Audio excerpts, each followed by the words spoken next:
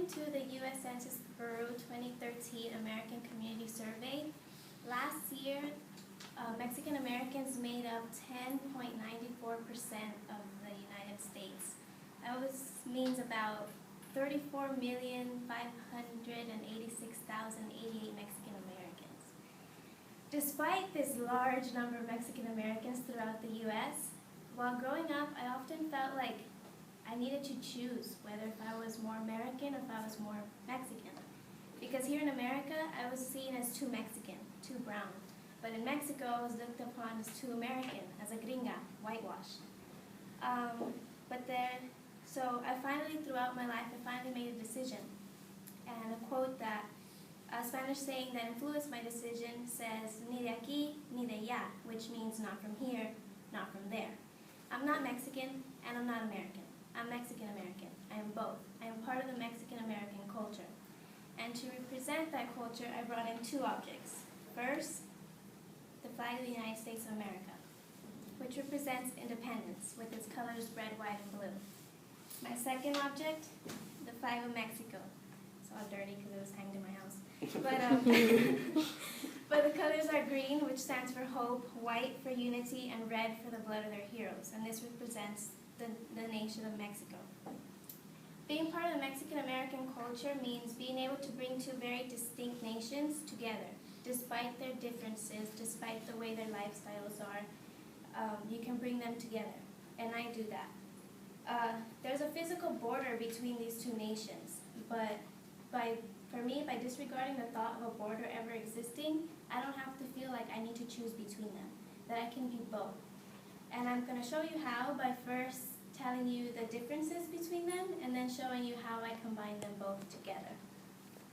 So here in America, our primary language is English, as opposed to in Mexico, they speak Spanish. I'm fortunate enough to know both. That way I can communicate with both types of people. My American side of the family enjoy Thanksgiving. They enjoy the traditional turkey and ham and mashed potatoes and all that.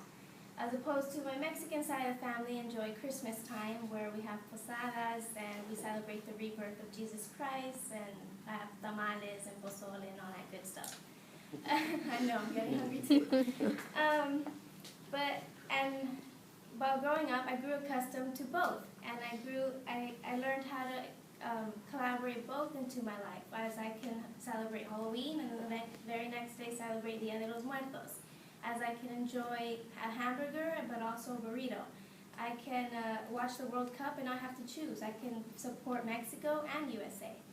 I can have a variety of my iPod, as in I can listen to hip-hop, but also norteñas and corridos. I can two-step, but also do la quebradita.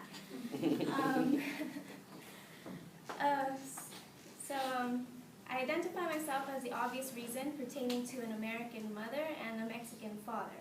But it takes much more than that. It takes being able to know both traditions, to know both languages, and to elaborate them both equally, not one side more than the other. And because to me, again, there is no border. There is no border in my house. I'm not in the middle of my house and my dad's on one side and my mother's on the other side. There's no border. We're all together, and I can celebrate both the holidays and have both types of food if I wanted to. And I showed you how I do that by showing you the differences and then putting them together.